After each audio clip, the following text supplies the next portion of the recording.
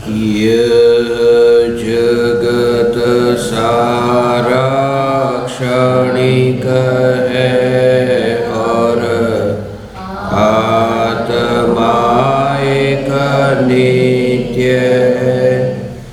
आत्मा का अनुभव बस एकमात्र नित्य है।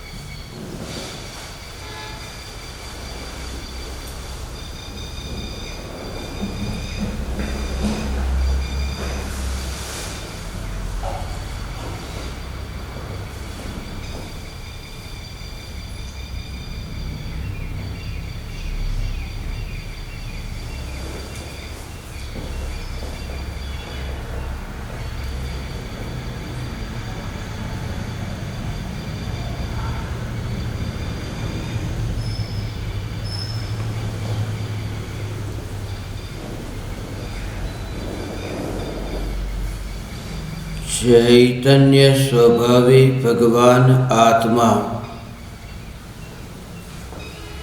अनादि अनंत शुद्ध चैतन्य मात्र है। ज्ञान मात्र है। मैं शुद्ध चैतन्य मात्र, ज्ञान मात्र,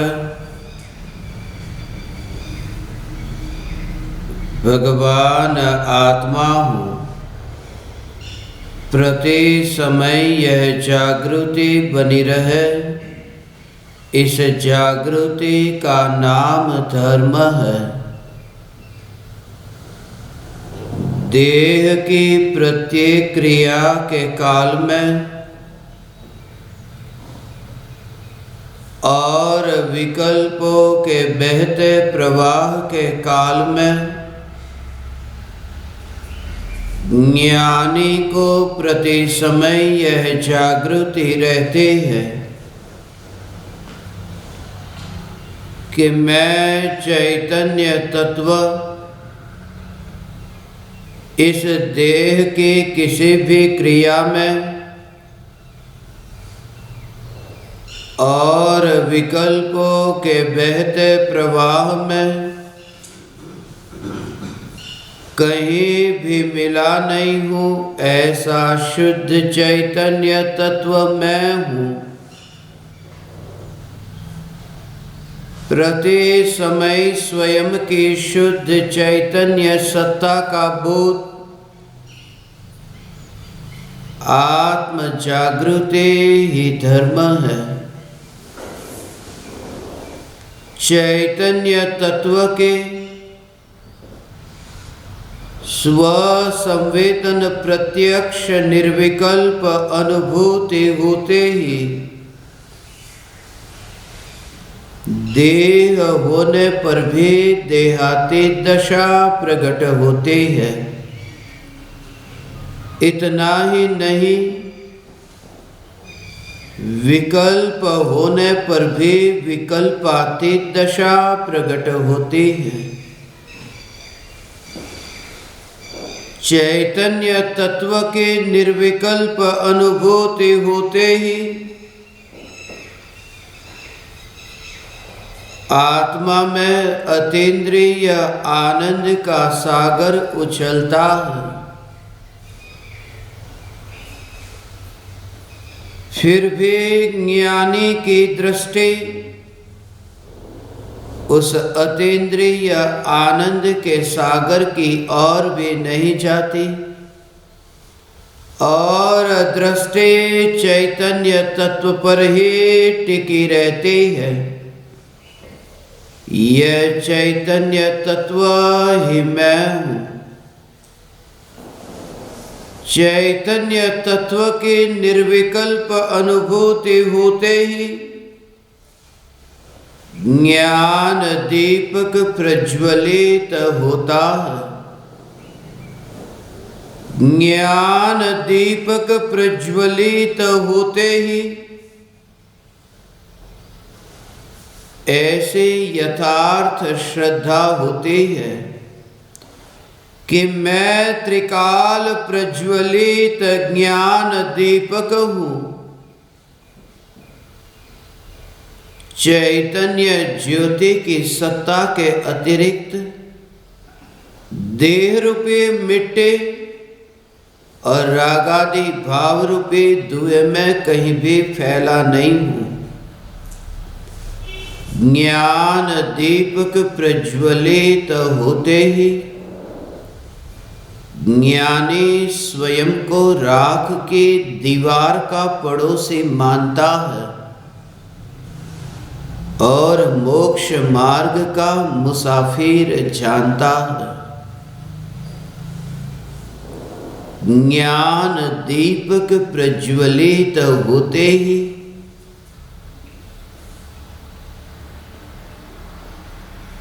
जिस प्रज्वलित ज्ञान दीपक के संपर्क में जाकर के स्वयं का ज्ञान का दीपक प्रज्वलित हुआ,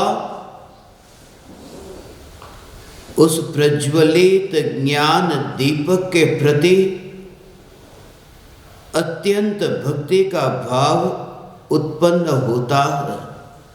मगर वह भक्ति का भाव भी चैतन्य ज्योति में से निकलता हुआ नहीं दिखाई देता। वह भक्ति का भाव भी भोगों के भाव की भांति अत्यंत दूर और सर्वथा हेय दिखाई देता है। प्रत्यक्ष सद्गुरु के योग में रहकर प्रत्यक्ष स्वसंवेदन आत्मानुभूति, ऐसी निर्विकल्प अनुभूति जिस शिष्य को प्रकट हुई, वह शिष्य सद्गुरु की अवस्था को उपलब्ध तो हुआ, मगर वह सदा काल सद्गुरु के चरणों में वास करता है। वाणी में और वर्तन में इस प्रकार का उनका अंतर्भाव व्यक्त हुए बिना नहीं रहता। यही कारण है कि जो आत्मा की अनुभूति को उपलब्ध हुआ, वह यह कहता है, अहो अहो श्री सद्गुरु करुणा सिंधु अपार, आप आमर पर प्रभु करो अहो अहो उपकार। यह ऐसा शिष्य है जिस शिष्य को यह श्रद्धा हो चुकी है कि एक द्रव्य दूसरे द्रव्य का कुछ भी नहीं कर सकता, जिसकी श्रद्धा में यह स्थापित हो चुका है कि ज्ञान का आदान प्रदान नहीं हो सकता। श्रद्धान का आदान प्रदान तो हो ही नहीं सकता, मगर ज्ञान का भी आदान प्रदान नहीं हो सकता। आज तक तुमने सुना होगा कि गुरु शिष्य को ज्ञान देते हैं, मगर गुरु शिष्य को श्रद्धा नहीं देते हैं। मगर अनुभूति हुई तो यह श्रद्धा में आया कि गुरु शिष्य को श्रद्धा भी नहीं देते हैं और गुरु शिष्य को ज्ञान भी नहीं देते हैं। शिष्य में स्वयं में ही ज्ञान प्रकट होने की योग्यता पकी कि ज्ञान प्रकट होता है, गुरु के देने से नहीं, क्योंकि गुरु के देने से कुछ वहां जाता तो गुरु में से कुछ कम हो जाता। गुरु का ज्ञान गुरु में है और शिष्य का ज्ञान शिष्य में। आत्मा की अनुभूति को उपलब्ध शिष्य इतना विनयवान होकर के गुरु के चरण में झुकता है, मगर झुकने की क्रिया के काल में भी यह जागृति है कि जो एक समय के लिए भी किसी ज्ञेय पर नहीं झुकी, ऐसी ज्ञान की अवस्था का भी मैं गुलाम नहीं तो फिर गुरु के प्रति राग के भाव का गुलाम कैसा? गुरु के प्रति जो भक्ति का भाव जगा, उस भक्ति के भाव का, राग का भाव, उस भाव के अंदर भी जो झुकता नहीं, जो गिरता नहीं, ऐसा जो निरंतर बहता ज्ञान का प्रवाह है, जो झुकने नहीं जाता, जो अपनी सत्ता में रह कर के जानने रूप परिणमित होता है, वहां झुकने की जरूरत ही नहीं पड़ती। यदि झुक जाए तो उसमें मिल जाए, झुक जाए तो जिसमें वह झुका वह शक्तिशाली हो जाए। तो राग का विकल्प गुरु के प्रति उत्पन्न हुआ और ज्ञान की अवस्था उस राग के विकल्प में झुक गई, तो वह विकल्प बलवान हो गया जिसने ज्ञान की अवस्था को झुका दिया। इसलिए विकल्प को जानने वाली ज्ञान की अवस्था भी झुकती नहीं है। आत्मा को जानने वाली अवस्था की तो बात ही कुछ और है। विकल्प को जानने वाली ज्ञान की अवस्था भी विकल्प में झुकती नहीं है, अपनी सत्ता में रहती है, क्योंकि पर्याय का एक समय का सत धर्म है और वह सत धर्म विकल्प में जाकर के झुक जाए, वहां पर जाकर के गिर जाए, तो स्वयं की शक्ति कहाँ? एक एक समय का वह पर्याय का सामर्थ्य, एक एक समय की पर्याय की शक्ति। द्रव्य तो शक्तिशाली है ही, पर्याय भी ऐसी शक्तिशाली कि एक समय की ज्ञान की पर्याय को, विकल्प को जानने के लिए विकल्प में जाना न पड़ा, ज्ञानावरणी कर्म के क्षयोपशम का आश्रय लेना न पड़ा, इंद्रियों के परमाणुओं की गुलामी करनी न पड़ी, और ऐसा त्रिकाली ध्रुव न्यायक देव जिसके साथ कोई संबंध नहीं, फिर भी जानने रूप परिणमन हो रहा है, वह इस बात को बताता है कि न्यायक में से यह ज्ञान पैदा होता, तो न्यायक अपने ज्ञान को, विकल्पों को जानने के लिए क्यों जाने देता? अपना वैभव दूसरे को जानने के लिए क्यों जाने देता? मगर न्यायक भी वहां करता नहीं। ऐसा जो त्रिकाल अकर्ता न्यायक देव, यह चैतन्य तत्व, यह मैं हूँ, ऐसी जागृति सहित शिष्य को अनुभूति के बाद गुरु के प्रति जो भक्ति का भाव आता है, उस भाव में यह जागृति, अहो अहो श्री सद्गुरु करुणा सिंधु अपार, आपा मर पर प्रभु करो, अहो अहो उपकार। मैं पामर हूँ, अनुभूति में, अनुभव में आया कि मैं परमात्मा हूँ, और शिष्य की भाषा है कि मैं पामर हूँ। ये बिल्कुल विरोधी वाक्य दिखेगा। ऊपर से देखोगे तो विरोध दिखेगा, आम तौर से देखोगे तो तुम्हें ये वाक्य विरोधाभासी लगेगा।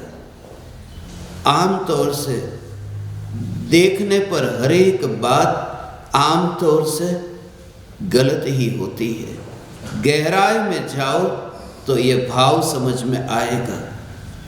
अहो अहो श्री सद्गुरु करुणा सिंधु अपार, आपा मर पर प्रभु करो, अहो अहो उपकार।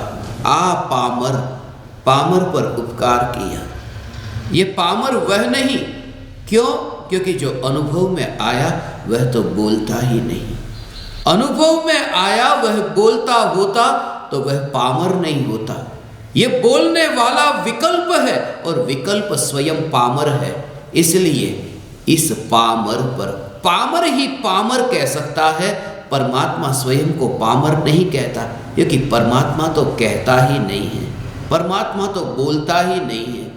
इसलिए जो अनुभव में आया है वह तो अवाक है, वह तो मौन है। इसलिए अनुभूति के काल में जो विनय हुआ गुरु का, वही वास्तविक विनय है। अनुभूति के काल में विनय हुआ। इसलिए मैंने कुछ समय पहले आप ज्ञान दीपकों के लिए एक रहस्यपूर्ण जो ये वाक्य आपको लिख करके भेजा था कि ज्ञायक देव के संबंध में, क्योंकि ज्ञान दीपकों का यह कहना था कि आत्मा को पाना है, मगर पाने में अभी कठिनाई हो रही है। आत्मा की अनुभूति हमें क्यों नहीं हो पा रही है? यदि ज्ञायक देव के विरह की वेदना सहन नहीं होती तो प्रत्यक्ष गुरुदेव को परोक्ष बना दे, प्रत्यक्ष गुरुदेव को भी तो परोक्ष बना दे। इसका भाव बहुत गहरा था। इस भाव को समझ करके ही आज से सद्गुरु भक्ति स्वच्छंद मुक्ति, इसके बारे में थोड़ी हम चर्चा करेंगे। ये विचार भी इसलिए आया क्योंकि पिछले महीने मिथ्यात्व ऑपरेशन शिविर में मैंने आप ज्ञान दीपकों को 7 व्यसन के बारे में, 5 पाप के बारे में ये घटित करके बताया था कि आत्मज्ञानी सम्यक दृष्टि उन्हें भी इस प्रकार के पाप के भाव और उन्हें भी इस प्रकार के व्यसन के भाव क्यों उत्पन्न होते हैं, और उत्पन्न होने पर भी उनकी अनुभूति में और उनकी श्रद्धा में कोई फर्क नहीं पड़ता, उनकी श्रद्धा अडोल रहती है। ऐसा क्यों होता होगा? मगर ये सुनकर के कुछ लोग स्वच्छंदी होने लगे, जो स्वाभाविक है। एकांत से यदि वचन को ग्रहण करोगे तो स्वच्छंदता होगी, और इसी वजह से परम कृपालु देव ने स्वच्छंद के संबंध में आत्मसिद्धि शास्त्र की चारों गाथाओं में 15 से लेकर 18 तक जो स्वच्छंद का वर्णन किया। रोके जीव स्वच्छंद तो पामे अवश्य मोक्ष, पाम्या एम अनंत छे भाख्यु जिन निर्दोष। जीव यदि स्वच्छंद को रोके, इतनी जड़ता आ जाती है और खाई में गिरता है। फिर अनुभूति तो हुई नहीं, अनुभूति तो हुई नहीं, और सद्गुरु को भी छोड़ा तो फिर ऐसी विकल्प की खाई में गिरता है कि सीधा ही नरक में नहीं निगोद में जाता है। इसलिए कहता हूं, क्योंकि जो तुम्हें पाने का अवसर मिला उसका तुमने सदुपयोग नहीं किया। मनुष्य भव मिला था, मनुष्य भव का सदुपयोग नहीं किया तो गया निगोद में, और मनुष्य भव का सदुपयोग नहीं किया, इतना ही नहीं, मनुष्य भव में मिले हुए गुरु का सदुपयोग नहीं किया। नरक बेहतर है, निगोद नहीं, क्योंकि नरक में भी गुरु मिल जाते हैं, निगोद में नहीं मिलते। नरक में भी रावण को गुरु मिल रहे हैं, सीता नरक में जाकर के भी रावण को उपदेश देती है। स्वर्ग से नरक में जो परम कृपालु देव का ये वचन है ना, वो इसी बात को बताता है। जे सदगुरु उपदेश थी पाम्यो केवल ज्ञान, गुरु रया छद पण विनय करे भगवान। ये 4 गाथा के बाद में तुरंत ही कृपालु देव ने ये 19वीं गाथा लिखी। 15वीं, 16वीं, 17वीं, 18वीं स्वच्छंद स्वच्छंद स्वच्छंद निज छंद, और उसके तुरंत बाद में सदगुरु ना उपदेश थी, जे सदगुरु उपदेश थी पाम्यो केवल ज्ञान, गुरु रया छद मस्तपण विनय करे भगवान। ये विनय के बारे में परम कृपालु देव ने आत्मसिद्धि शास्त्र में जो समस्त जिनागम का सार भर के दिया है, उसका कारण ही यह है क्योंकि कृपालु देव ने ऐसी सावधानी से कि यदि कोई व्यक्ति बुखार से पीड़ित है तो उसे गर्म शरीर है तो ठंडी औषधि की जरूरत है, और किसी को ठंडा बुखार आ गया तो उसे गर्म औषधि की जरूरत है। ऐसे ही निश्चयाभासी को व्यवहार का उपदेश दिया। व्यवहाराभासी को निश्चय का उपदेश दिया, मगर प्रयोजन ये था कि कोई भी एकांतवादी न बने। रोके जीव स्वच्छंद तो पामे अवश्य मोक्ष, पाम्या एम अनंत चे भाक्यु जिन निर्दोष। अपनी मति कल्पना से जैसे अपने को घटित करना था ऐसे सिद्धांत घटित कर दिए।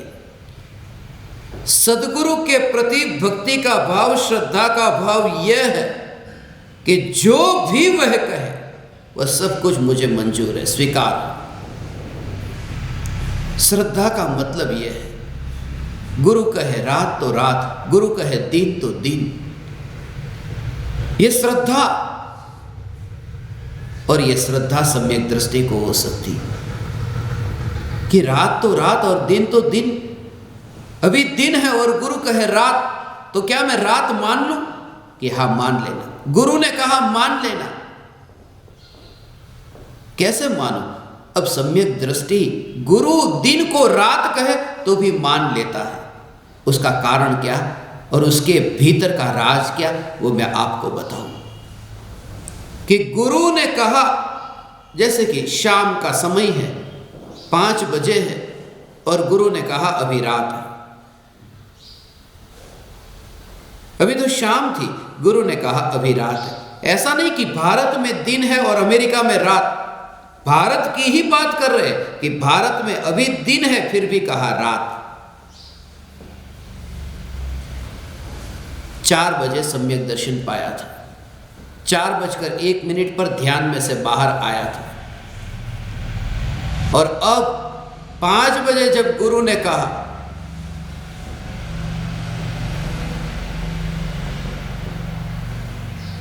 कि अभी तो रात है, शिष्य को उस समय ये श्रद्धा है कि गुरु ने 3 बजे भी उपदेश दिया था कि तू चैतन्य परमात्मा है, और जो चैतन्य परमात्मा है वह जो उपदेश दिया था, जैसा वह उपदेश दिया था, 4 बजे वह मुझे अनुभव में आया।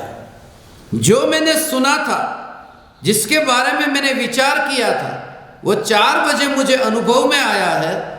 और गुरु की वाणी इतनी सच्ची है जो मेरे अनुभव में आई है।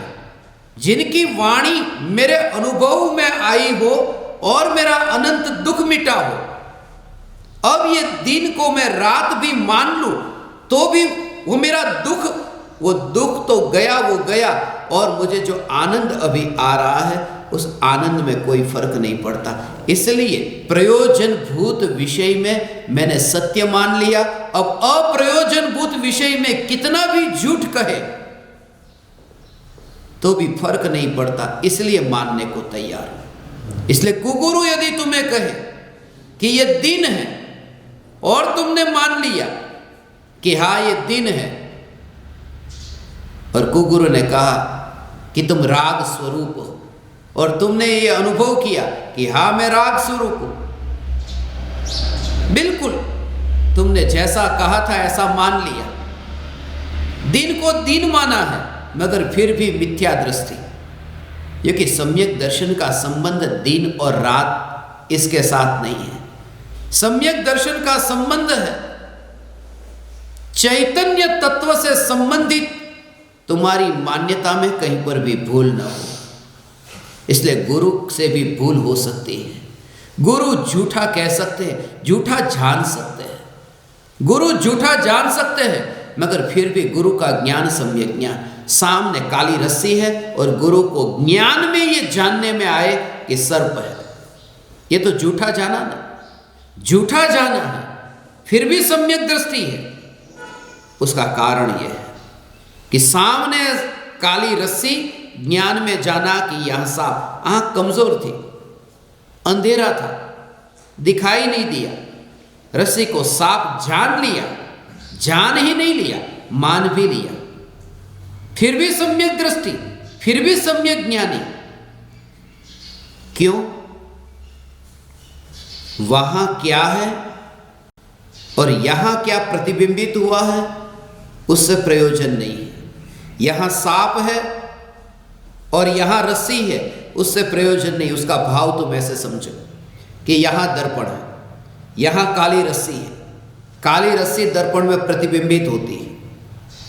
अब मेरा ध्यान यहाँ पर है, प्रतिबिंबित तो काली रस्सी हो रही है और मैंने ये जाना कि ये सांप प्रतिबिंबित हो रहा है, ये प्रतिबिंब सांप का है, मगर मेरा हाथ दर्पण को छूता है। उस समय मेरा जो अनुभव है, अनुभव में ये आया कि ये सांप नहीं, ये सांप नहीं, ये स्पर्शना जो हो रही है ये दर्पण की स्पर्शना हो रही है, ये दर्पण की स्पर्शना हो रही है, सांप की नहीं। अनुभव किसका हुआ? अनुभव दर्पण का हुआ। इसलिए भले ये जाना और माना कि ये दर्पण में सांप है, फिर भी अनुभव दर्पण का हो रहा है ये माना। इसलिए सम्यक ज्ञान मिथ्या ज्ञान का संबंध किससे है? दर्पण में जो वस्तु सामने है वह प्रतिबिंबित हो रही है, वही की वही जान लेना, इसका नाम सम्यक ज्ञान नहीं है। जो भी प्रतिबिंबित हो, जैसे भी जानने में आए, जो भी प्रतिबिंबित हो, जैसे भी जानने में आए, मगर यह अनुभूति कि दर्पण ही अनुभव में आ रहा है, ऐसी श्रद्धा, इस श्रद्धा से सम्यक दर्शन है और इस ज्ञान का नाम सम्यक ज्ञान है। क्योंकि ज्ञान में ज्ञान अनुभव में आया, ये ज्ञान सामने क्या है ये जरूरी नहीं है। सम्यक दृष्टि की भी आंखें कमजोर हो जाए, सामने से रमेश आ रहा है और दिखाई दे सुरेश आ रहा, तो कोई मिथ्या दृष्टि नहीं हो जाएगी। मगर सुरेश को जानने वाला ये जो ज्ञान है, हे रमेश, सुरेश को जानने वाला जो ये ज्ञान है, इस ज्ञान में सुरेश नहीं है, इस ज्ञान में ज्ञान है। इस ज्ञान में ज्ञान की ही रचना है, इस ज्ञान ने ज्ञान से ही ज्ञान की रचना की है। इस ज्ञान में ज्ञेय के कर्तव्यपना रंच मात्र भी नहीं है। ऐसा जो ज्ञान ज्ञान ज्ञान, अब वहां कोई फर्क ही नहीं पड़ता रमेश है या सुरेश। आत्मज्ञान का संबंध है ज्ञान में ज्ञान की अनुभूति, और केवल ज्ञान का संबंध है कि जिस ज्ञान में ज्ञान की अनुभूति हो उसमें सारा जगत यथार्थ प्रतिबिंबित हो रहा है या नहीं। सारा जगत ज्ञान में सच्चा जानने में आए, उसका नाम केवल ज्ञान है। संपूर्ण जगत ज्ञान में प्रतिबिंबित हो, उसका नाम केवल ज्ञान है। और संपूर्ण ज्ञान ज्ञान में ही अनुभव में आए, उसका नाम आत्मज्ञान है। जगत नहीं, संपूर्ण ज्ञान, सर्वांग प्रदेशों में ज्ञान ज्ञान ज्ञान ज्ञान ज्ञान ज्ञान, ऐसा ज्ञान का अनुभव होता है। भगवान आत्मा यह ज्ञान ज्ञान ज्ञान, फिर वह विकल्प नहीं। ज्ञान ये बोलने का विकल्प नहीं, ये विकल्प प्रतिबिंबित हुआ और अनुभव ज्ञान का हुआ। क्योंकि स्वभाव छूटे, छूटने का अर्थ है थोड़ा दूर होना। जैसे दर्पण से मेरा हाथ थोड़ा अलग हो कि दर्पण छूट गया, दर्पण से हाथ अलग हो तो दर्पण छूट गया। ज्ञान से ज्ञान अलग नहीं होता, इसलिए ज्ञान से ज्ञान अनुभव यहाँ पर जो आता है वह ज्ञान ज्ञान से अलग नहीं होता है। और विकल्प ज्ञान में आता नहीं, ज्ञान ज्ञान से अलग जाता नहीं, इसलिए विकल्प का अनुभव होता नहीं और ज्ञान की अनुभूति हुए बिना रहती नहीं। कैसा भी जाना, ये गुरु के प्रति श्रद्धा, इसलिए गुरु शास्त्रों को नहीं जानता हो, झूठा जानता हो, झूठा निरूपण भी करता हो, उन्हें पता नहीं, कर दिया झूठा निरूपण, सम्यक दर्शन का उससे संबंध नहीं। झूठा भी निरूपण कर दे, कह दिया कर्म की प्रकृति इतनी है, उसके बदले में इतनी बता दी। सम्यक दृष्टि ऐसा हो जाए, दिमाग सम्यक दृष्टि का खराब हो जाए, कुछ भी पता नहीं, कौन सी गाथा को कौन सी गाथा में इधर की उधर कर दे। सम्यक दृष्टि ये कर सकते हैं। पता ही नहीं कौन आया, रमेश और सुरेश नहीं, समय सार की गाथा को प्रवचन सार की समय सार में बोल दे, सम्यक दर्शन को कोई फर्क नहीं पड़ता। सम्यक दर्शन ऐसा कायम रहता है, सम्यक दर्शन कायम रहता है। सम्यक दर्शन का संबंध श्रद्धा के साथ में है, ये वाणी के साथ में नहीं, बुद्धि के साथ में नहीं। ये बुद्धि तो मेरे वश में ही नहीं, इसलिए कहता हूं ना, अभी शरीर बैठा है, अभी गिर गया, पता ही नहीं, बेहोश हो गया, आईसीयू में चला गया, कोमा में चला गया। सम्यक दृष्टि कोमा में भी हो तो भी सम्यक दर्शन छूटता नहीं है। समय सार का नियम सार और प्रवचन सार तो दूर, सम्यक दृष्टि कोमा में चले जाए और अपने गुरु को ही नहीं पहचान सके तो भी सम्यक दर्शन छूटता नहीं है, क्योंकि सम्यक दर्शन का संबंध श्रद्धा के साथ है। गुरु का अनादर नहीं कर दिया, गुरु का अनादर नहीं किया, गुरु का अनादर करो करो।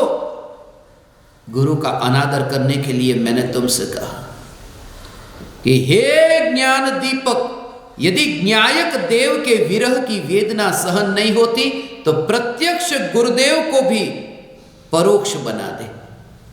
उसका भाव क्या? और तुम्हें इससे भक्ति का भाव समझ में आएगा। शिष्य गुरु के सामने बैठा है, हाथ जोड़ करके, गुरु प्रत्यक्ष है, तस्वीर की बात नहीं है, प्रत्यक्ष की बात है। इसलिए ये शिविर में जो प्रत्यक्ष ज्ञान दीपक, जो ज्ञान दीपक आए हैं, मैं कहता हूं इनकी समझ में थोड़ा तो इस शिविर का टाइटल आया कि तुम आओ, अपना घर छोड़ करके ये 3 दिन का अवसर मिला। ये शिविर का विषय ही कि प्रत्यक्ष सदगुरु के योग में रह करके, तस्वीर काम में नहीं आती, प्रत्यक्ष, क्योंकि तस्वीर को हम अपने हिसाब से रखते हैं और जीवंत सदगुरु के हिसाब से हमको चलना पड़ता है। तस्वीर को तुम पूरब में रखो, पश्चिम में रखो, छोटी बनाओ, बड़ी बनाओ, कैसे रंग तस्वीर में डालो, सब तुम स्वतंत्र हो। तस्वीर को अपने हिसाब से तुम कहीं पर भी रख सकते हो। तस्वीर तुम्हारी गुलाम होती है और प्रत्यक्ष सदगुरु की आज्ञा में तुम्हें रहना पड़ता है, इसलिए तो तस्वीर ज्यादा मीठी लगती है। जीवंत के सामने अहंकार को झटका लगता है और तुम्हें अपने अहंकार पर आभूषण लगाना है, इसलिए तस्वीर अच्छी लगती है। इसलिए मैंने ज्ञान दीपकों को यहां उमराला आने का न्योता दिया। ये 3 दिन की शिविर में अभी भी 2 दिन बाकी है। ये रात जो 2 दिन में खुलेंगे, इसी के बारे में, यदि न्यायक देव के विरह की वेदना सहन नहीं होती तो प्रत्यक्ष गुरुदेव को भी परोक्ष बना दे। सामने गुरु बैठे हैं और शिष्य हाथ जोड़कर बैठा है। गुरु के सामने ये कहता है, ये अनुभूति कैसे होती है? मुझे बताओ, ये अनुभूति, आत्मा की अनुभूति के बिना चैन नहीं पड़ता। ये पृथ्वी फट क्यों नहीं जाती? ऐसा अंदर में बेचैनी ऐसी हो कि ये देह छूट क्यों नहीं जाता? ये आत्मा कैसा होगा ये जाने बिना, ये मेरी दशा ऐसी कब आए कि मैं आत्मा को पहचानूं? नहीं तो मैं क्या जवाब दूंगा? यहां से गया, तू यहां आया था और अंत में जाते जाते तुझे यह भी पता नहीं चला कि तू कौन है, आने वाला कौन है, यह भी तुझे पता न चला।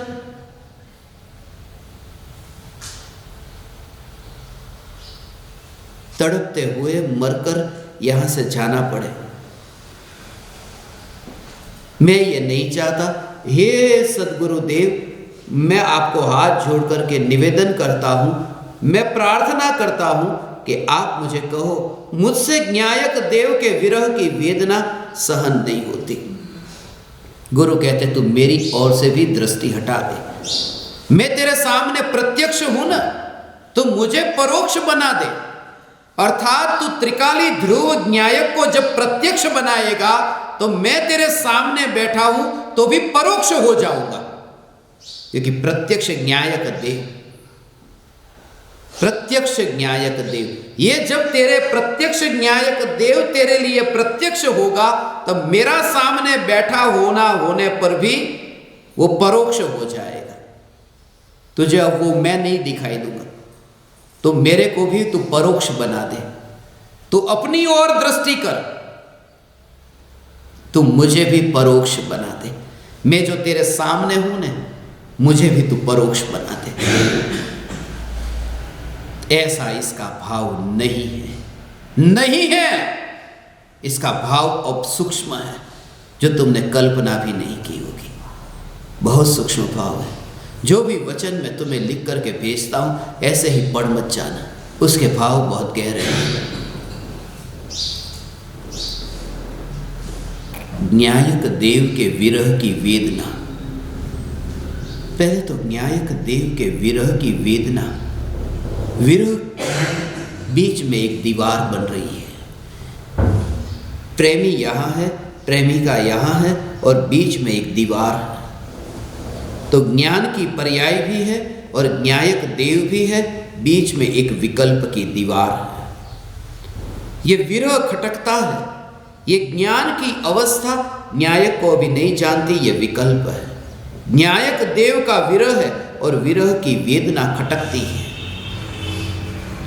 विरह की वेदना जब सहन नहीं होती, तब क्या करें? ये विरह की वेदना सहन नहीं होती। सद्गुरु को भी, प्रत्यक्ष सद्गुरु को भी परोक्ष बना दे। ज्ञेयाकार ज्ञान और ज्ञानाकार ज्ञान, ये दो ज्ञान के बारे में पहले समझे, और उसके बाद में जिस जीव को समोसरण में साक्षात परमात्मा की दिव्य ध्वनि सुनते समय सम्यक दर्शन होता है, उनको सम्यक दर्शन की प्राप्ति कैसे होती है, इस वाक्य में उसका राज छुपा है। सामने तो भगवान है, प्रत्यक्ष परमात्मा है, प्रत्यक्ष गुरु है, उनको परोक्ष कैसे बना दूं? क्या मैं वहां से उठ करके चला जाऊं? क्या मैं उन्हें दूर भेज दूं? वहां पर रह करके ही जीव समोसरण में आत्मज्ञान पाता है। अनुभूति का विषय बदल गया, भ्रम से मुक्ति हो गई, भ्रम से मुक्ति हो गई, भ्रम से मुक्ति हो गई। ये अनुभव कि गुरु सामने है, ये प्रत्यक्ष है, और गुरु ज्ञान में जानने में भी आ रहे हैं। परम कृपालु देव ज्ञान में जानने में आ रहे हैं। ये जो ज्ञान में जानने में आ रहे हैं, इस ज्ञान में तुम किसको जानते हो? इस ज्ञान में कृपालु देव को तुम जानते हो। इस ज्ञान में कृपालु देव को जानना, इसका मतलब कि इस ज्ञान में तुमने प्रधानता किसको दी? कृपालु देव को दी। इस ज्ञान में कृपालु देव को प्रधानता देना, जानने की जो अवस्था है, जानने का जो कार्य हो रहा है, उस जानने की अवस्था का जो विषय है, जो ज्ञेय है, वह कृपालु देव है। और ज्ञान को ज्ञान के रूप में न देख करके, ज्ञान का जो विषय ज्ञेय है, उसे इतना प्रत्यक्ष देखा कि सत्ता स्वरूप जो ज्ञान है वह परोक्ष हो गया और कृपालु देव प्रत्यक्ष। जब वह सत्ता स्वरूप ज्ञान प्रत्यक्ष हो जाए और ज्ञान का विषय कौन है, वो उसका विकल्प ही न रहे। ज्ञान में कृपालु देव की रचना नहीं है, ज्ञान में ज्ञान की रचना है। ज्ञान में ज्ञान की रचना है, तब कृपालु देव तो वहां बैठे हैं, मगर ये ज्ञान में कृपालु देव है, ऐसा विकल्प मिटा। और वह विकल्प जो है वह दीवार था, वो दीवार गिर गई, ज्ञान में न्यायक का दर्शन हुआ। उसका थोड़ा और सूक्ष्म भाव समझो। भगवान चैतन्य चैतन्य चैतन्य तत्व की निर्विकल्प ज्ञान में न्यायक देव का दर्शन, प्रत्यक्ष सद्गुरु के योग में रह करके, योग में रह करके अयोगी हो गया। जाना भी नहीं, आना भी नहीं, आंख बंद करना भी नहीं। इसलिए समोसरण से भगवान दूर नहीं गए, शिष्य भी भागा नहीं। ऐसे ही ये चैतन्य तत्व की अनुभूति है। गुरु भी गए नहीं, शिष्य भी गया नहीं। गुरु भी वहाँ पर, शिष्य भी वहाँ पर। गुरु का देह भी वहाँ, शिष्य की आंखें भी खुली हैं। यहाँ तक कि ये शिष्य जानता भी है कि गुरुदेव, कृपालु देव, तीर्थंकर परमात्मा, ये जानता भी है, मगर तुम उसमें अंतर में जाओगे तो ये भाव समझ में आएगा। दो कृपालु देव नहीं है, एक वहां और एक यहां, वहां और यहां। प्रत्यक्ष का अर्थ है जो तुम्हें अनुभव में आता है। परोक्ष माने पीछे, प्रत्यक्ष माने सामने। जैसे वो मिठाई का टुकड़ा कहता हूं ना, जिसके ऊपर कागज चिपका हुआ है, उसको जीभ पर रखो तो कागज का जो स्वाद तुम्हें आया, अर्थात वो कागज जो है वो प्रत्यक्ष है, और उसके पीछे वो जो ढंका हुआ, वो पीछे जो ढंका हुआ मिठाई का टुकड़ा जो कागज के पीछे है, जो जीभ को नहीं छू रहा। ये पहाड़ है, पहाड़ के पीछे कोई व्यक्ति है। पहाड़ प्रत्यक्ष है और पहाड़ के पीछे कोई है। पहाड़ के पीछे वो व्यक्ति परोक्ष है। वो जो परोक्ष जो है वही प्रत्यक्ष हो जाए, इसका ये भाव कि जो तुम्हें अनुभव में आता है वह प्रत्यक्ष है, और जो अनुभव में नहीं आ रहा वो परोक्ष है। तो जब तुम गुरु के सामने बैठो और ये अनुभव करो कि अनुभव में तो ज्ञान ही आ रहा है, तो और अनुभव में कृपालु देव आ ही नहीं रहे, तो ज्ञान ही अनुभव में आ रहा है, तो ज्ञान हो गया प्रत्यक्ष। परम कृपालु देव का तो अनुभव ही नहीं हो रहा, परम कृपालु देव भी हो गए परोक्ष, क्योंकि जो अनुभव में नहीं आता वो परोक्ष है।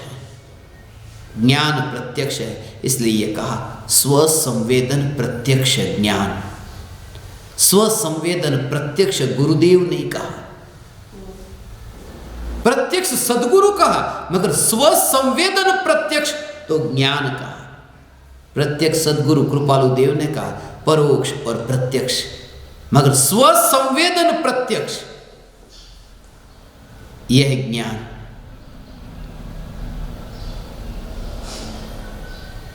थोड़ा कठिन तुम्हें लगेगा, मगर यह कठिन नहीं है। विधि यही है कि गुरु के योग में रह करके शिष्य ऐसी दशा को उपलब्ध हुआ।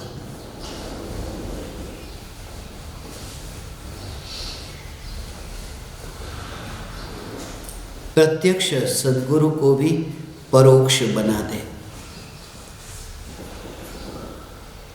दूर चला जा, उनकी ओर देख भी मत, उनसे लड़ाई कर दे, झगड़ा कर दे। हे निश्चयाभासी, तूने गुरु को जहर देकर के गुरु की हत्या की है। तूने आज तक गुरु को और कुछ दिया ही नहीं है। तो अपने बेटे को जहर नहीं देता और गुरु को तूने जहर दिया। ये गुरु को जहर दिया, तू गुरु को जहर देता है। आज तक जहर ही दिया है और घात किया है गुरु का। गुरु को जहर देना ये गुरु का घात है। सुकरात को जहर दिया था ना? नहीं, परम कृपालु देव को भी हमने जहर दिया है। अत्यंत भक्ति भाव से मैं परम कृपालु देव के चरणों में झुकता हूं। मैं अपनी भक्ति अर्पण करता हूं। क्या अर्पण करते हो? भक्ति। वो भक्ति है क्या? राग। राग है क्या? जहर। तुमने जहर ही अर्पण किया है, गुरु को जहर दिया है। गुरु को जहर मत दो। इसलिए आज जिस भक्ति की बात मैं कर रहा हूं, सद्गुरु भक्ति, स्वच्छंद मुक्ति, वो जहर वाली जहरीली भक्ति नहीं है। सद्गुरु भक्ति सद्गुरु को जानने वाली, ज्ञान की अवस्था में सद्गुरु को बीच में न लिया। अनुभव में सद्गुरु न आए। जो कहा उसका पालन किया, ये भक्ति।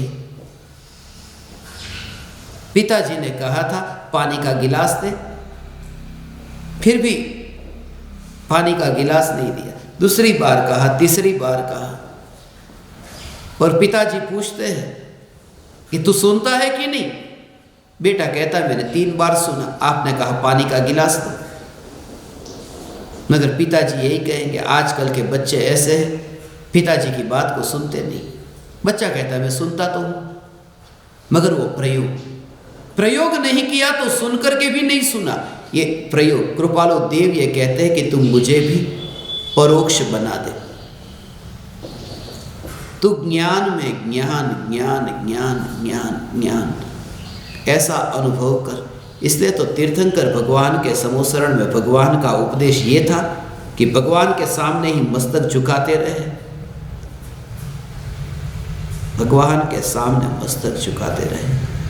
ये राग का भाव ऐसा है। इसलिए तो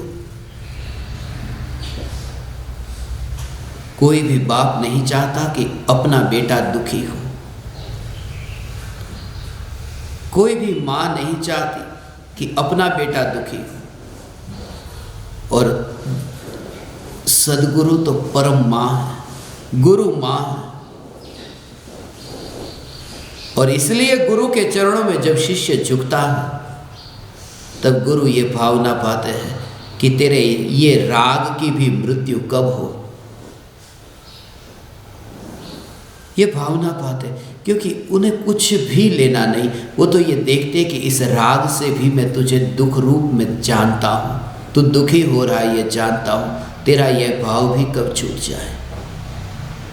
तो मुझे झुक ऐसा नहीं, तेरा ये राग भी कब छूट जाए, ऐसा भाव।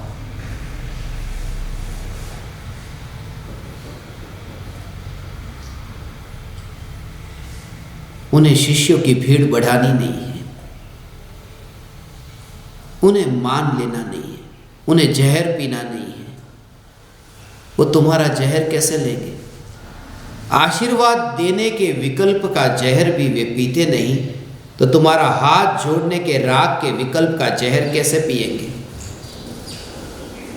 क्रिया ये होती है, मगर क्रिया के काल में भीतर में जागृति, ऐसा तत्व ज्ञान कितना दुर्लभ हो गया।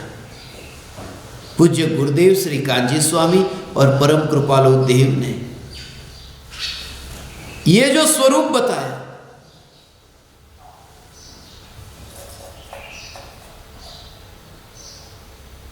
तो मेरी और भी मत देख,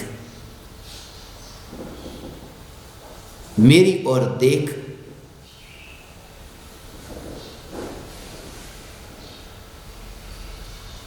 ऐसा जो राग का भाव है, ये राग का भाव मुझे ही भटकाने वाला है।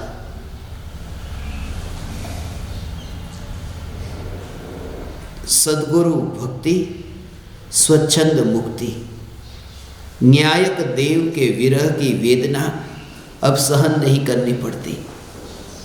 विरह दिखता ही नहीं है, सम्यक दृष्टि को परमात्मा से अब विरह नहीं दिखता। इसलिए तो आश्चर्य होता है लोगों को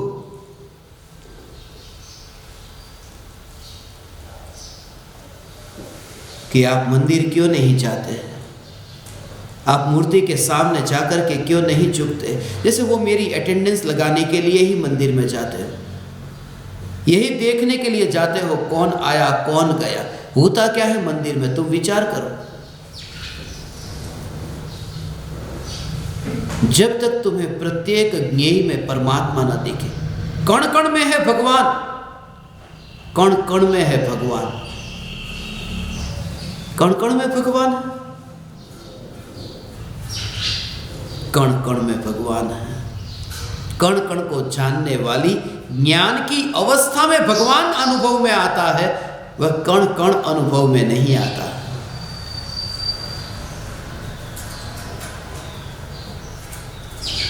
आना था, आ गया।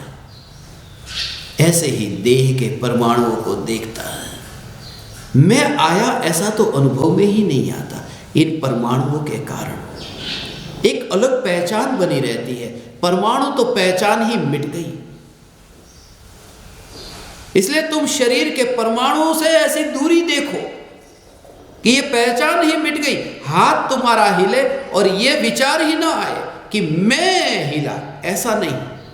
पहचान ही ज्ञान मात्र ये पहचान। फिर परमाणु के परिणमन में पहचान कैसी?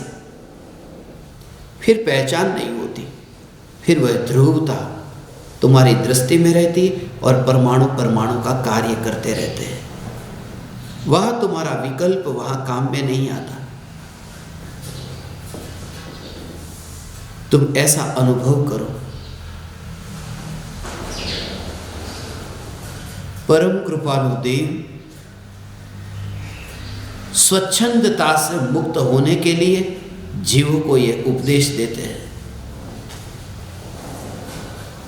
गुरु की वाणी को तुम मान,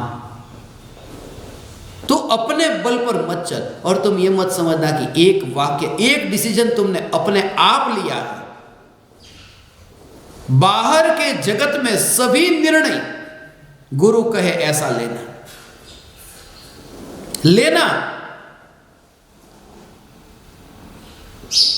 भटक जाए तो भटक जाए, कुछ न कुछ कारण होगा उसके पीछे भी, तो निर्णय लेना। ये कसौटी है कि तुम्हें कितनी श्रद्धा है।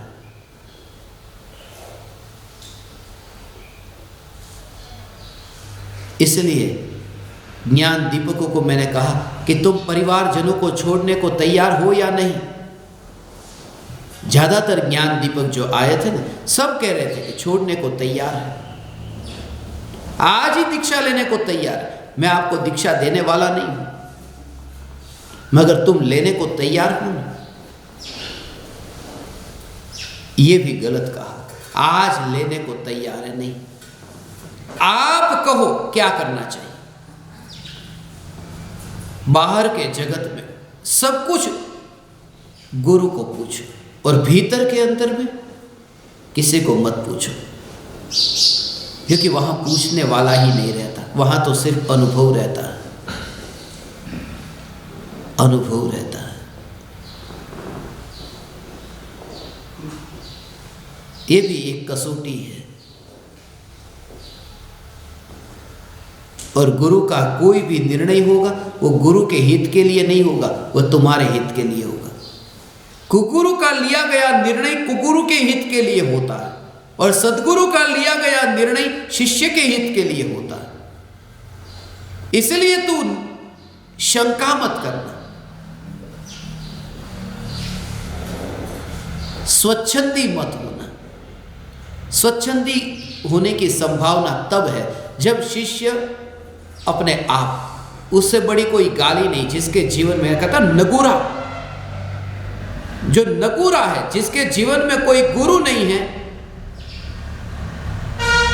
उससे नीची किसी की दशा नहीं, क्योंकि उसने एक भी व्यक्ति ऐसा न चुन सका जिसके चरणों में वो गिरे, जिसके चरणों में वो झुके। इतना अहंकार से भरा हुआ। और यदि गुरु मिले तो भी ऐसे कि जो तुम्हारे अनुकूल पड़े। सद्गुरु का जो उपदेश है वो जरूरी नहीं कि भीड़ के अनुकूल पड़े, भीड़ के अनुकूल रहता ही नहीं। भीड़ क्या सोचती है, भीड़ क्या चाहती है, ऐसा ही मैं बोलूं, ये गुरु नहीं, ये राजनेता है।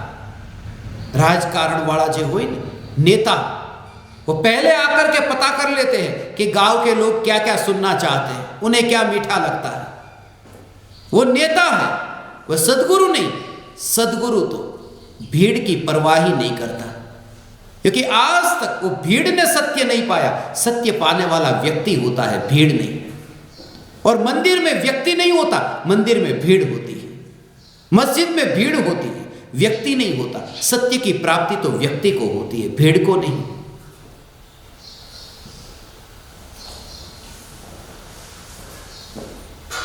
इसलिए तो जहां मंदिर जाने वालों की भीड़ थी, माँ बाप ने बच्चे को वहां भेज दिया। जहां मस्जिद जाने वाले की भीड़ थी, वहां पर माँ बाप ने अपने बच्चे को भेज दिया। जहां जहां भीड़ थी,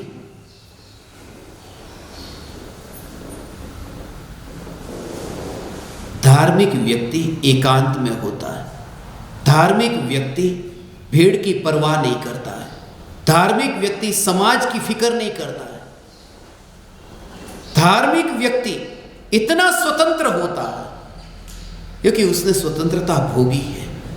ये बाहर की स्वतंत्रता अचानक नहीं आई, भीतर की स्वतंत्रता भोग ली, इसलिए बाहर भी अब गुलाम न रहा।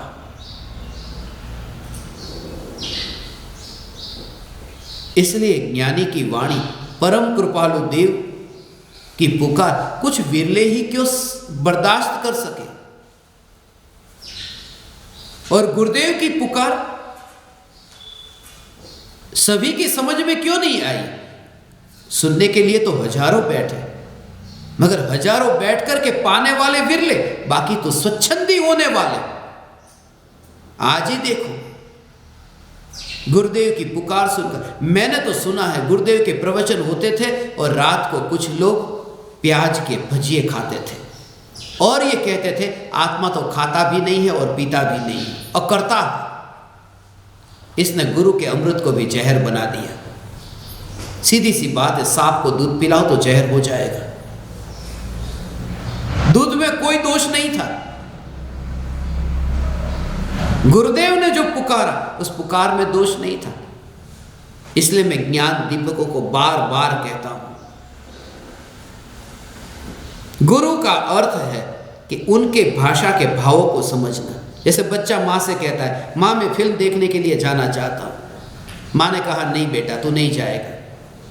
माँ मैं जाना चाहता हूं, चुपचाप बैठ जा, और बैठ गया।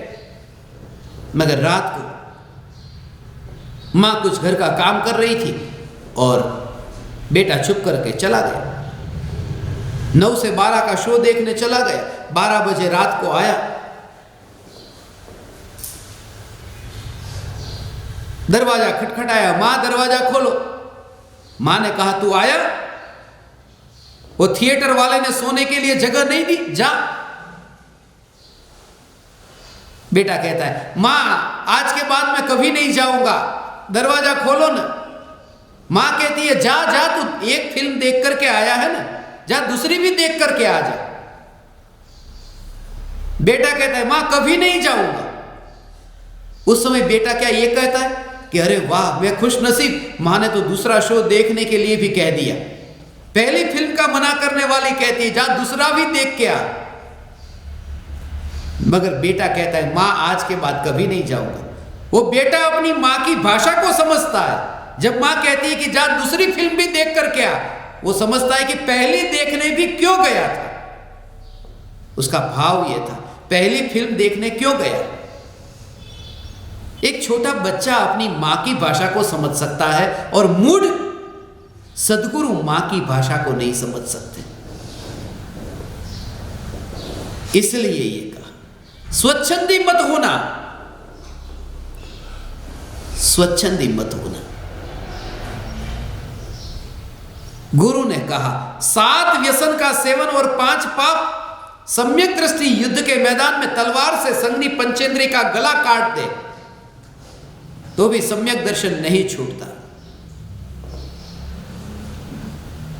तो किसी ने मुझे प्रश्न पूछा था,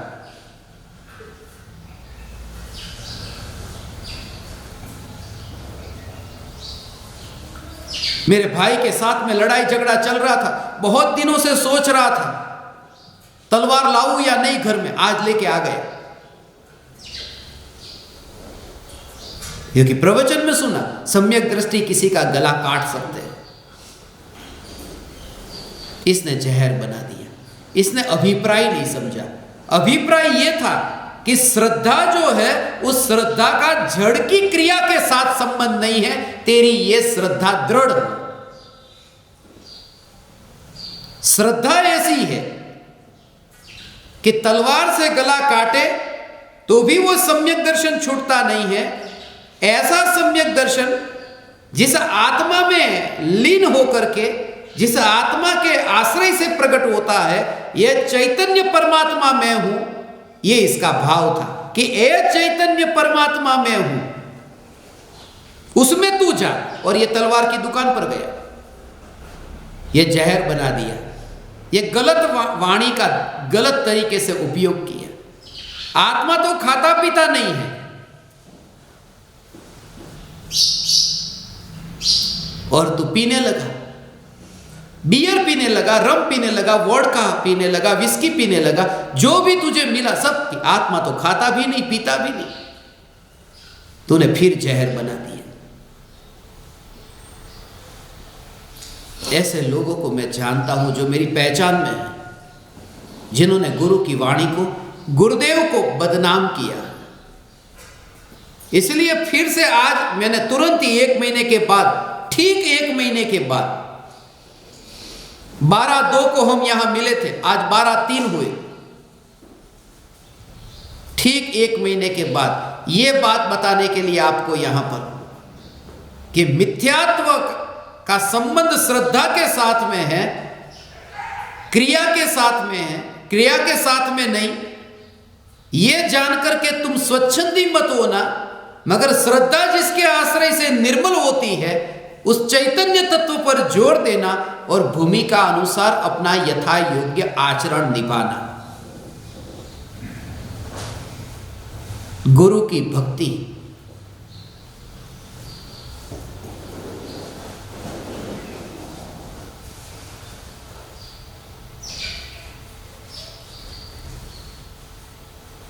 स्वच्छंद मुक्ति, भक्ति का अर्थ ये कंप्लीटली डिवोशन। आप जैसा कहो ऐसा मुझे मंजूर है। उससे क्या होता है? उससे वो मैं अपने आप निर्णय लूंगा, ये जो स्वच्छंदता थी ना, वो स्वच्छंदता से मुक्ति हो गई। मैं ही निर्णय लूंगा क्या करना है।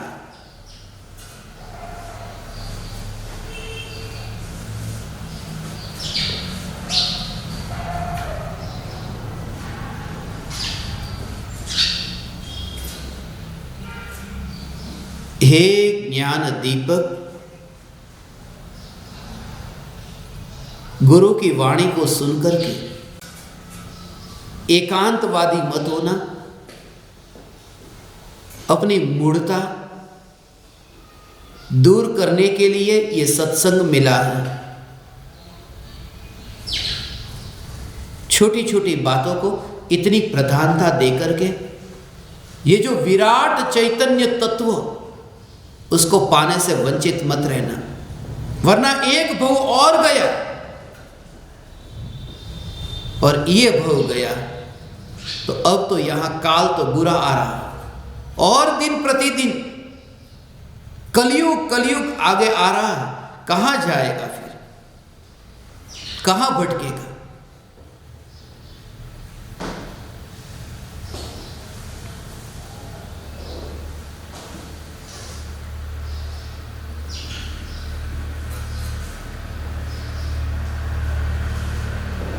आज यहाँ आध्यात्मिक साधना केंद्र में सद्गुरु की भक्ति का यथार्थ भाव समझने का हमने प्रयास किया। अभी 2 दिन और है।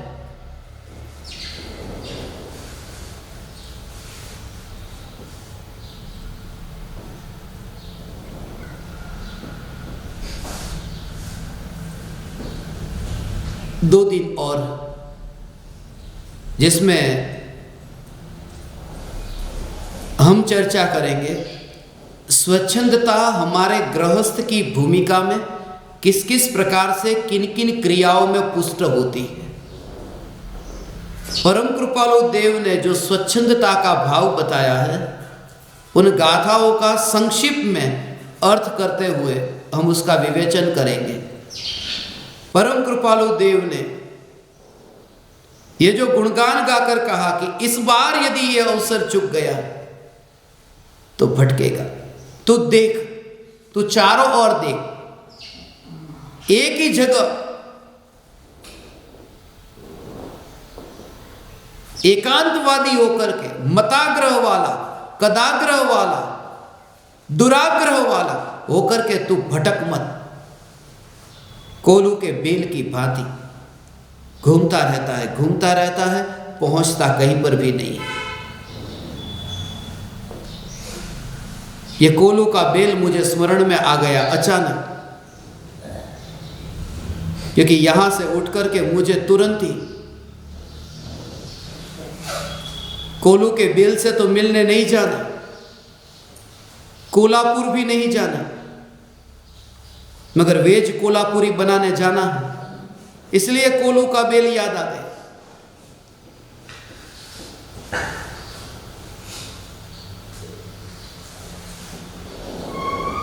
कोलू के बेल की भांति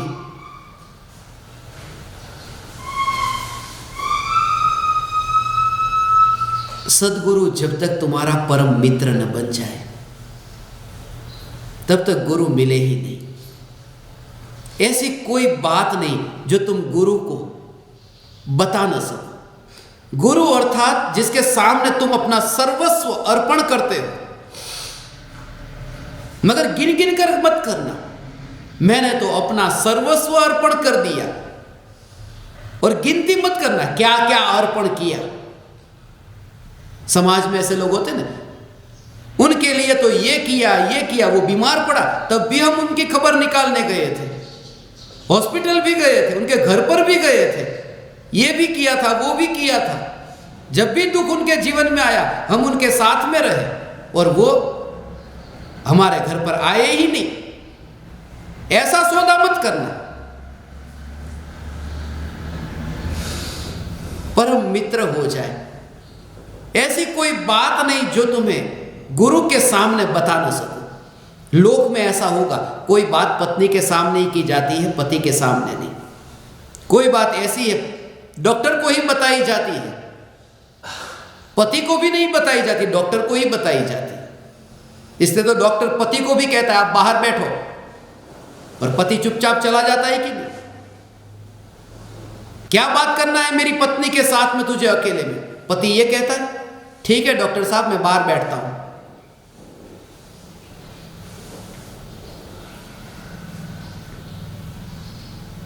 एक बार ऐसा ही हुआ, पत्नी ने जब पति को डॉक्टर ने बाहर भेज दिया,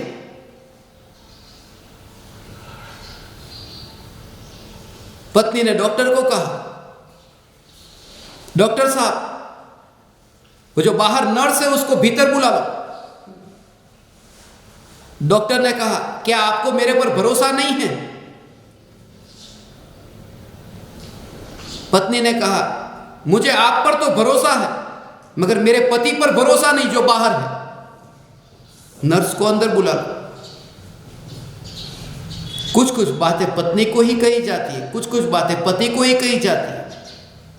गुरु अर्थात जिनके साथ में तुम परम मित्र, इसलिए कहा सब कुछ कहो, और फिर भी तुम्हारी श्रद्धा का शोषण न करे,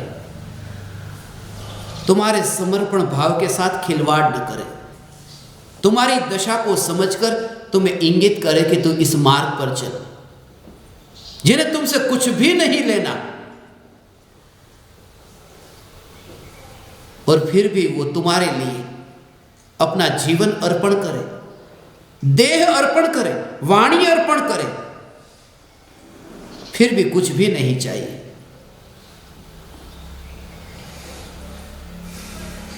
परम कृपालु देव के साथ में रह करके सौभाग्य भाई ने जितनी अंतर की बातें बताई थी, जो पत्रों में भी नहीं लिखी, जो परम कृपालु देव के वचनों से समझ में आती है, यह बात आप तक ही सीमित रखना, आगे मत कहना।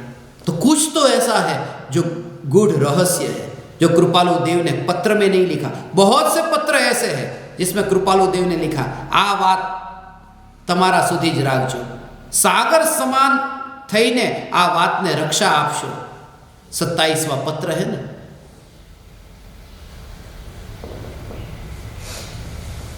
गुरु और शिष्य के बीच में सीक्रेट होता है, वो कोई तीसरा नहीं जानता। चाणक्य ने कहा है ना, षट्कर्णात् छिद्यते भेद। कोई भी बात 6 कानों तक पहुंचती है फिर भेद नहीं रहता। षट्कर्णात् छिद्यते भेद, 6 कान माने 3 व्यक्ति तक, गुरु और शिष्य।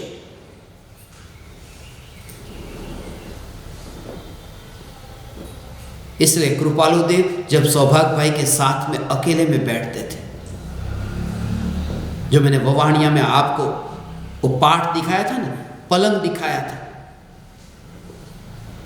तकत लकड़ी का, जिस पर बैठ करके 2 ही बैठ सकते हैं, आमने सामने बैठ करके कृपालु देव और सौभाग्य भाई के बीच में तत्व चर्चा होती थी। हर एक बात हर किसी को नहीं कही जाती, और गुरु है जिससे कोई बात छुपाई नहीं जाती।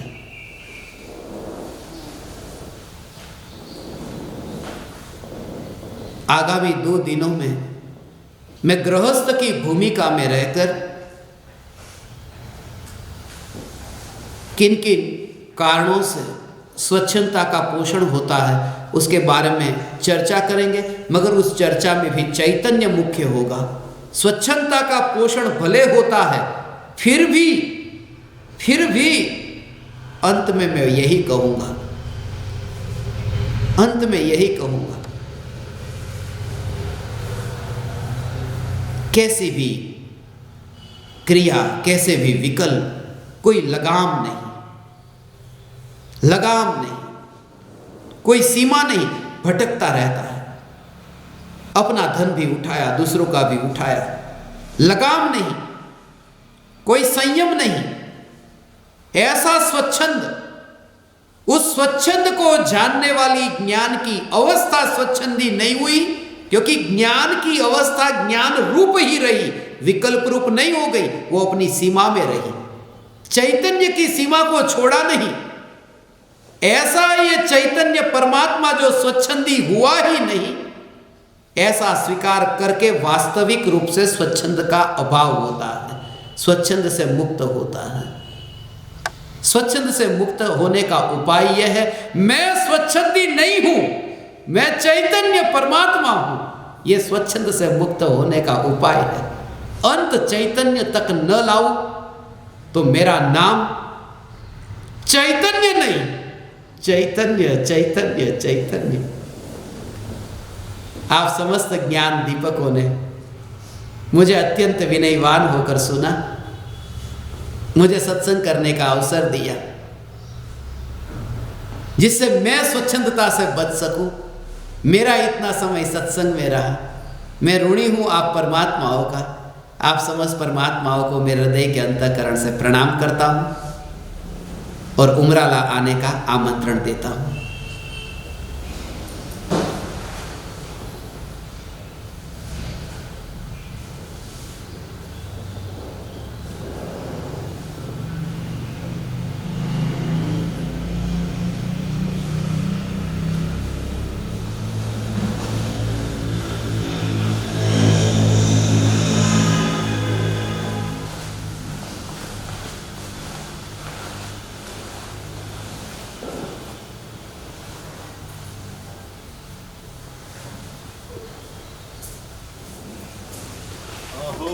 अहो श्री सद्गुरु करुणा सिंधु अपार, इस पामर पर प्रभु किया अहो अहो उपकार, अहो अहो